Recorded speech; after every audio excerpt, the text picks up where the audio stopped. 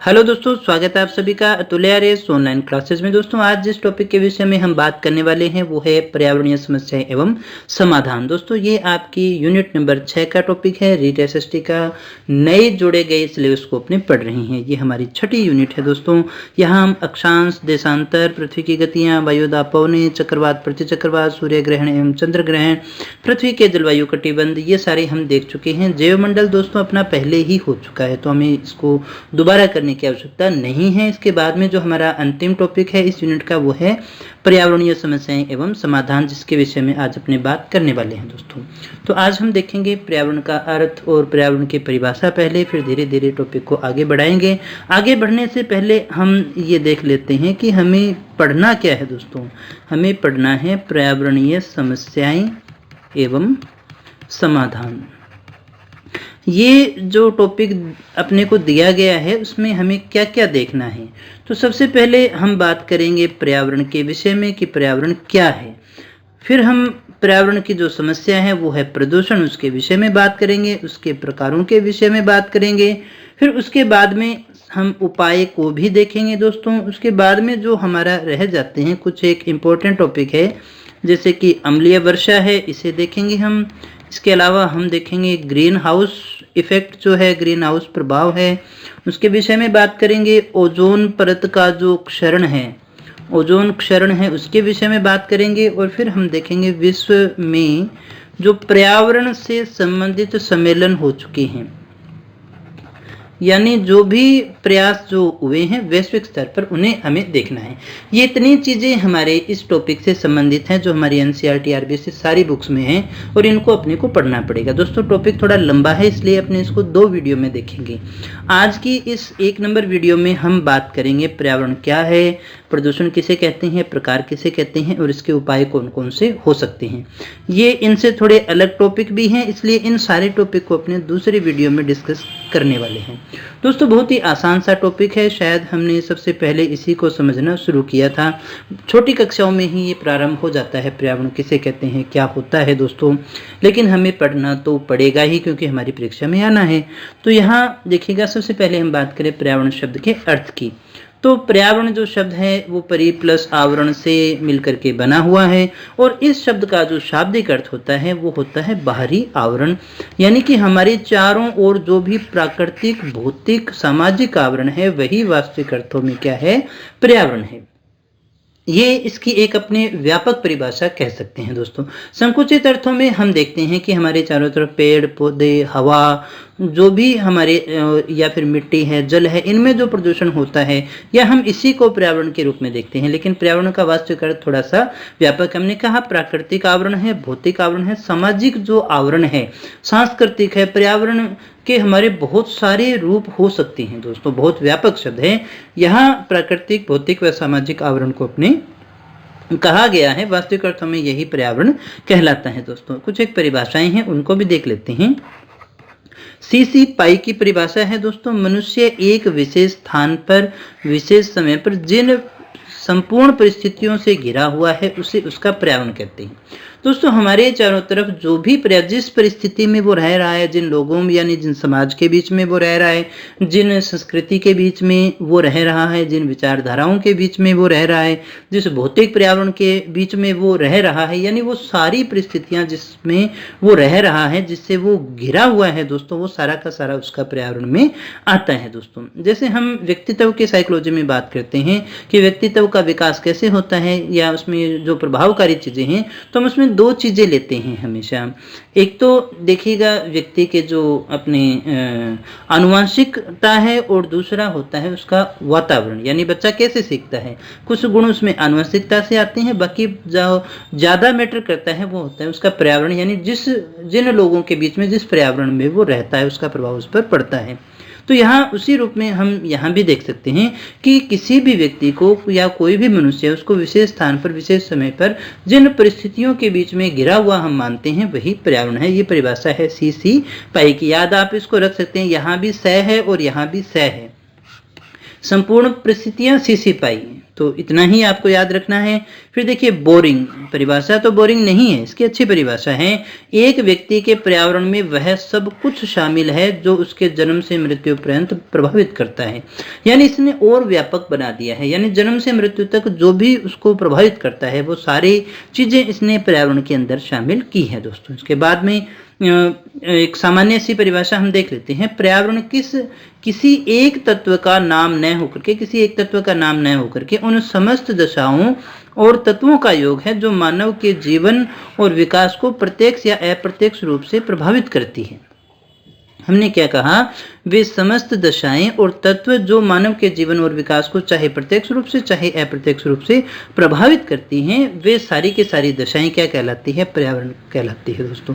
सामान्य सी परिभाषा है, सामान्य बातें हैं। आई होप हम सभी इसको जानते हैं, क्योंकि हमने 10वीं 12वीं में जब भी हिंदी निबंध लिखे थे तो शायद सबसे ज्यादा हम पर्यावरण को ही लिखते थे, इसलिए हमें सबसे ज्यादा याद भी है। पर्यावरणीय प्रदूषण का अर्थ अब हम समझ लेते हैं कि पर्यावरण प्रदूषण क्या होता है दोस्तों। प्रदूषण जो शब्द है पोल्यूशन अपने मानते हैं इंग्लिश में, और पोल्यूशन जो शब्द है वो मूल रूप से लैटिन भाषा के पोल्यूटस से बना हुआ है। और इस पोल्यूटस का अर्थ क्या होता है, दूषित करना, टू मेक अनक्लीन। यानी जो इस शब्द का जो अर्थ होगा, पोल्यूशन का जो अर्थ है वो होगा हमारा दूषित करना। प्रदूषण करना मतलब किसी भी चीज को दूषित करना। इसके बाद में देखिएगा एक परिभाषा है, ईपी ओडम की परिभाषा है, ठीक है। वायु, जल और मृदा के भौतिक, रासायनिक व जैविक गुणों में होने वाला ऐसा अवांछित परिवर्तन जो मनुष्य के साथ ही संपूर्ण परिवेश के प्राकृतिक और सांस्कृतिक तत्वों को हानि पहुंचाता है।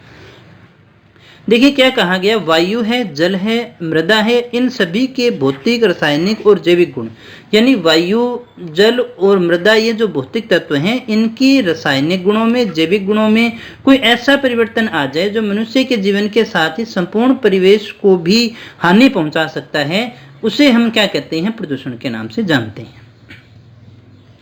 यहाँ एक और परिभाषा है, देखिएगा, वायु, जल और पृथ्वी के भौतिक, रासायनिक और जैविक गुणों में अवांछनीय परिवर्तन जिससे मनुष्य, अन्य जीवों एवं प्राकृतिक संसाधनों की क्षति होती है, प्रदूषण कहते हैं। क्या कहा गया दोस्तों, वायु, जल और पृथ्वी के जो भी भौतिक, रासायनिक और जैविक गुण हैं उनमें अवांछनीय, अवांछनीय का मतलब होता है जो हम नहीं चाहते हैं दोस्तों, खराब रूप में भी आप इसको ले सकते हैं, जिससे जो है प्राकृतिक संसाधन खराब हो गए, जिससे मनुष्य को और अन्य जीवों को क्षति होती है, वो सारी की सारी चीजें क्या कहलाती हैं दोस्तों, प्रदूषण के नाम से जानी जाती है। इसके बाद में दोस्तों देखिएगा एक और परिभाषा है हमारे पास में, राष्ट्रीय प्रदूषण शोध समिति की। ये क्या कहती है दोस्तों, वायु, जल और पृथ्वी के भौतिक, रासायनिक और जैविक गुणों में होने वाला नकारात्मक जो परिवर्तन है वही प्रदूषण कहलाता है। तो यहाँ आप इस बात को समझ गए होंगे, वायु, जल, मृदा यानी कि पृथ्वी के जो भी तत्व हैं उनके भौतिक गुणों में, रासायनिक गुणों में, जैविक गुणों में कोई ऐसा परिवर्तन हो जो नेगेटिव हो, जो पृथ्वी को और जो संसाधन है उनको, जीवों को हानि पहुंचाने वाला हो, तो उसे हम प्रदूषण कह सकते हैं दोस्तों। इसके बाद में दोस्तों हम बात कर लेते हैं प्रदूषक के विषय में, यानी प्रदूषक क्या होता है। प्रदूषक कोई भी ऐसा पदार्थ हो सकता है दोस्तों जो किसी भी अन्य पदार्थ के मूल तत्व में उपस्थित होगा तो उसमें ऐसा परिवर्तन कर देता है जिससे वो प्रदूषित हो जाए, यानी ऐसे अवांछनीय पदार्थ जो पर्यावरण के किसी भी मूल तत्व में अपनी उपस्थिति होने से उसे परिवर्तित कर देते हैं। यानी परिवर्तन जो होगा वो कैसा होगा दोस्तों, नकारात्मक होता है या फिर प्रदूषण फैलाते हैं, उसे हम क्या कहते हैं, वो पदार्थ क्या कहलाएगा, प्रदूषक कहलाएगा। यानी जैसे हम कहें जल के अंदर मान लीजिएगा कोई पेस्टिसाइड चला गया है, कोई ऐसा तत्व चला गया है जो इसके जल के रासायनिक गुणों में, भौतिक गुणों में ऐसा परिवर्तन कर दिया है जिससे हानि होगी, जो एक प्रकार का नकारात्मक परिवर्तन है दोस्तों, तो वो पदार्थ क्या कहलाएगा, वो पदार्थ प्रदूषक के नाम से जाना जाता है। आगे दोस्तों हम बात कर लेते हैं प्रदूषण के प्रकार कौन कौन से हो सकते हैं, जैसे वायु प्रदूषण है, जल प्रदूषण है, ध्वनि प्रदूषण है, मृदा प्रदूषण है, वाहन है, विकिरण है, तापीय प्रदूषण है, औद्योगिक प्रदूषण है, कूड़े कचरे से प्रदूषण है, समुद्रीय प्रदूषण है, घरेलू अपशिष्ट के कारण प्रदूषण है, और अन्य में तो फिर जो भी बचे खुचे हैं वो डाल दो। तो इतने प्रकार के प्रदूषण हो सकते हैं दोस्तों। ये सारे तो हमें पढ़ने की आवश्यकता नहीं है, लेकिन ये जो 4 हैं ये हमें विशेषतः देखने होंगे। वायु प्रदूषण, जल प्रदूषण, ध्वनि प्रदूषण और मृदा प्रदूषण। आपके जो प्रश्न आता है वो इसी में से आता है दोस्तों। तो सबसे पहले यहाँ हम बात कर लेते हैं वायु प्रदूषण के विषय में। वायु प्रदूषण क्या होता है, तो उससे पहले हम देख लेते हैं वायुमंडल में उपस्थित गैस से। वायुमंडल किससे बना हुआ है दोस्तों? गैसों से बना हुआ है। नाइट्रोजन है, उसमें ऑक्सीजन है, ऑर्गन है, कार्बन डाइऑक्साइड है और अन्य गैसें जो हैं 0.02% पाई जाती है। सबसे ज़्यादा आप देख सकते हैं नाइट्रोजन है, फिर ऑक्सीजन है 20.94 है, ऑर्गन 0.93 है, 0.3 कार्बन डाइऑक्साइड रह गई और अन्य जो गैसें रह गई वो आपकी 0.02% रह जाती है दोस्तों। तो दोस्तों इसके बाद में देखिएगा वायु प्रदूषण के स्रोत कौन कौन से हैं, यानी वायु प्रदूषण जो है वो किन माध्यमों से हो सकता है। तो एक तो प्राकृतिक प्रदूषकों से और एक अप्राकृतिक प्रदूषकों से। प्राकृतिक प्रदूषकों में कौन सा होगा दोस्तों? जो प्रकृति के कारण होता है। प्राकृतिक प्रदूषक कौन से? प्राकृतिक के कारण जो होंगे, प्राकृतिक होंगे, जैसे ज्वालामुखी आया तो ज्वालामुखी आने से जो भी कचरा, धूल, जो भी केमिकल है वो बाहर चले गए, तो इस कारण से प्रदूषण हो गया। धूल भरी जो आंधियां आती हैं, उससे तूफान आया, उससे दावानल यानी जंगल में आग लग गई, उससे पहाड़ों का देखिए जड़ना, पहाड़ जब टूट करके गिरते हैं दोस्तों तो उसे ही हम कहते हैं। तो ये जो सारी चीजें हैं इनसे प्राकृतिक प्रदूषण होता है। हम क्या बात कर रहे हैं दोस्तों? देखिएगा वायु प्रदूषित हो गई किससे? एक तो प्राकृतिक कारण है यानी प्राकृतिक है, ये मानव का किया हुआ नहीं है। ज्वालामुखी मानव लेकर के नहीं आता है, धूल भरी आंधियां मानव नहीं चलाता है। तो ये सारे कार्य अपने आप होते हैं, इससे भी वायु प्रदूषण हो सकता है। वायु प्रदूषण का मतलब धूल मिट्टी मिल जाना, ये भी अपने ले सकते हैं दोस्तों। इसके बाद में अप्राकृतिक कारण लीजिएगा। अप्राकृतिक कारण कौन से होंगे? जो मानव के हैं। जो प्राकृतिक नहीं है वो सारे के सारे मानव जनित हैं। जैसे घरों में हमने ईंधन जलाया, चूल्हा जलाया या फिर कोयला जलाया, उससे होता है। उद्योगों के जो धुएं हैं उससे, परिवहन का जो भी संसाधन है जैसे कार मोटर हैं उनका धुआं है, धूम्रपान बीड़ी सिगरेट पीने से, केमिकल का उपयोग करने से, जलाने से, रेडियोधर्मिता से, इन सभी से क्या होता है दोस्तों? वायु प्रदूषण होता है। ये सारे जो है वायु प्रदूषण के स्रोत हैं, अप्राकृतिक स्रोत माने जाएंगे। इसके बाद में दोस्तों वायु प्रदूषण के प्रभाव देख लीजिएगा, क्या क्या प्रभाव पड़ सकता है। मानव के स्वास्थ्य पर प्रतिकूल प्रभाव पड़ेगा, तभी तो हम इसे पढ़ रहे हैं। ये न केवल मानव पर, वनस्पति पर भी प्रतिकूल प्रभाव डालता है। इससे जीव जंतु और कीटों के अस्तित्व को भी खतरा होता है। वो भी सांस नहीं ले पाते, उनकी भी कई बार मृत्यु हो जाती है दोस्तों। जलवायु और वायुमंडलीय दशाओं पर प्रतिकूल प्रभाव पड़ेगा। जलवायु परिवर्तन होगी, ओजोन क्षरण होगा, ग्रीन हाउस प्रभाव इफेक्ट आएगा और मौसम भी बदलता है दोस्तों। तो ये सारी चीजें इसी से आती हैं। कई बार धुंध, आपने देखा होगा कि जब बहुत ज्यादा धुआं होता है तो हमें एक धुंध कोहरा सा देखने को मिलता है, उससे जो है जलवायु भी प्रभावित होती है दोस्तों। तो यहाँ जलवायु परिवर्तन है, ओजोन क्षरण है, क्योंकि जलवायु में मतलब गैसों का जो सिस्टम है वो चेंज हो जाएगा। वायुमंडल में जब हमने केमिकल का यूज किया, कुछ गैसें ज्यादा हो गई तो दूसरी कम हो जाएंगी, तो इस कारण जलवायु परिवर्तित भी हो सकती है। ओजोन परत का ये अपने अलग से भी देखेंगे दोनों टॉपिक, ओजोन क्षरण और ग्रीन हाउस इफेक्ट को अलग से अपने को देखना पड़ेगा।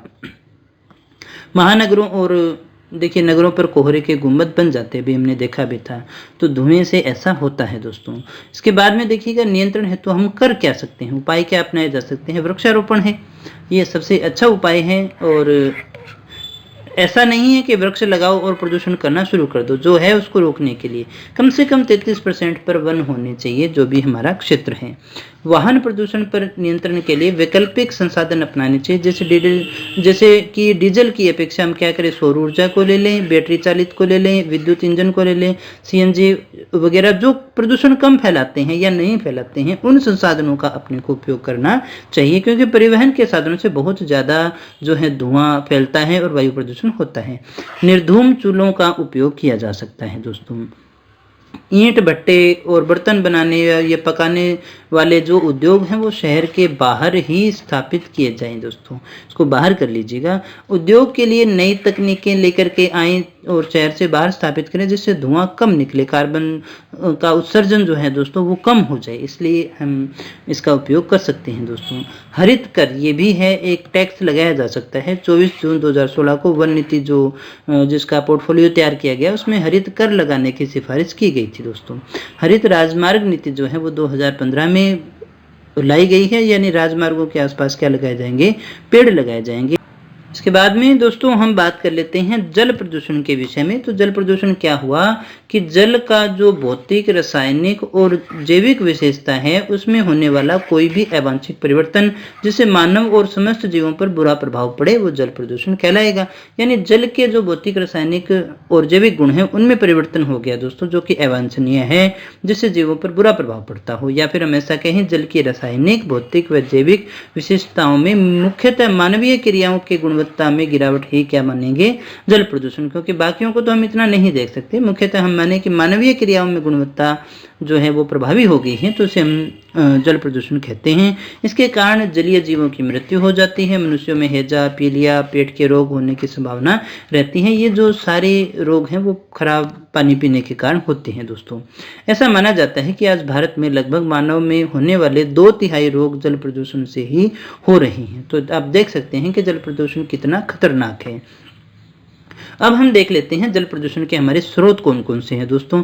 तो देखिएगा, कृषि का जो अपशिष्ट है वो भी जल प्रदूषण का स्रोत बनता है। केमिकल जो भी इसमें डाले जाते हैं वो भी है। उद्योगों से निकलने वाला जो कचरा है वो पानी में बहा दिया जाता है, उससे भी जल प्रदूषण होता है। तापीय प्रदूषण, जो तापीय परियोजनाएं हैं, विद्युत परियोजनाएं हैं, वहाँ से भी प्रदूषित जल निकलता है दोस्तों।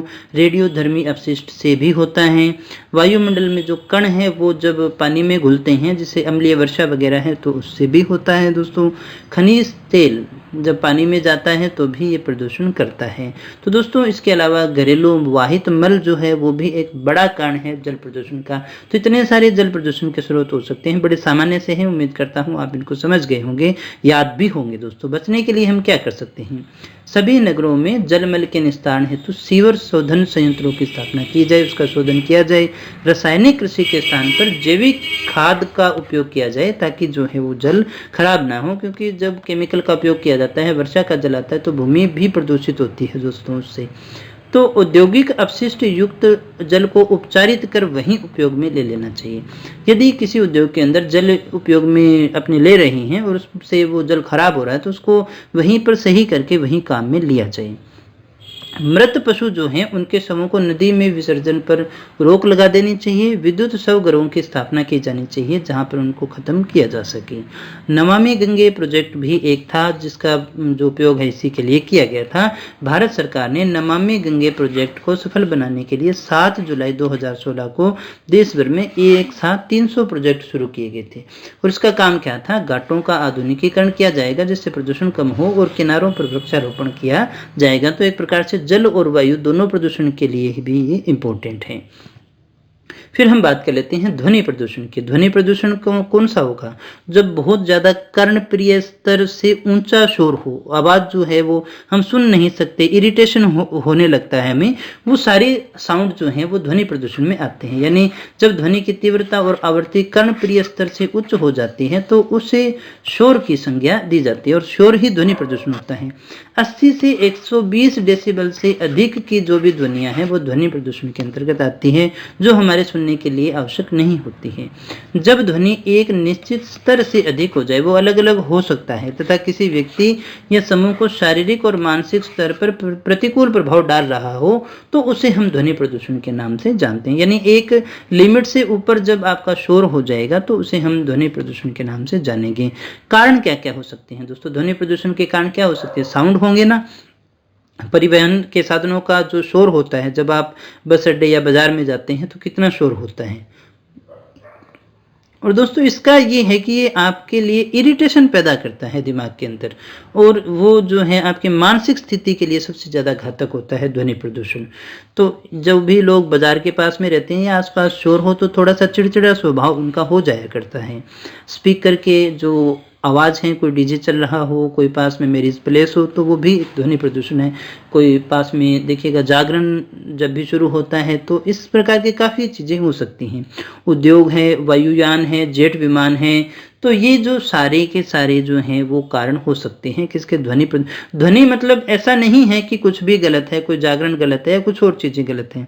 हो सकता है किसी व्यक्ति को उससे कोई दिक्कत हो तो उसके लिए वो दिक्कत है दोस्तों, बाकियों के लिए उसको फिर कमरा बंद करे, आराम से वो रहे। पास में कोई शादी विवाह है तो वहाँ पर म्यूजिक बज रहा है, तो हम उनको ऐसा तो नहीं कह सकते कि वो बंद कर ले, लेकिन दोस्तों इतना कर्णप्रिय होना चाहिए कि वो आपको इरिटेशन पैदा न करे। अगर इरिटेशन पैदा कर रहा है तो इसका मतलब कहीं ना कहीं वो ध्वनि प्रदूषण का कारण बन रहा है दोस्तों।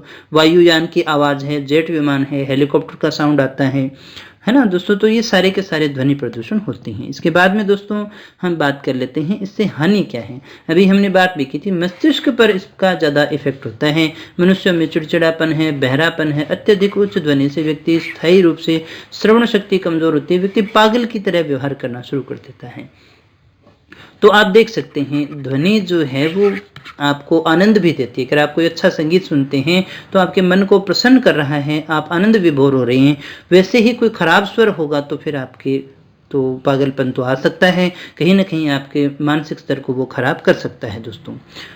आगे हम बात कर लेते हैं दोस्तों भूमि प्रदूषण। अगर हम उसके उपाय की बात करें दोस्तों, हम ये कहें कि वायु प्रदूषण की ध्वनि प्रदूषण से बचने के क्या उपाय हैं, तो फिर वही है ना कि इनका उपयोग इन संसाधनों का नहीं करेंगे, या फिर बड़े जो संसाधन हैं आप उनको दूर रखें। आपने देखा होगा स्कूल या कॉलेज होता है तो वहाँ पर बोर्ड भी लगा होता है कि हॉर्न बजाना मना है। वो एक अलग बात है कि आदमी बजा के वहीं से निकलेगा दोस्तों, इसलिए क्योंकि शोर इनका जो है वो बच्चों की श्रवण शक्ति को खराब करेगा, इनके मानसिक स्तर पर प्रतिकूल प्रभाव पड़ेगा, इसलिए लगाया जाता है दोस्तों।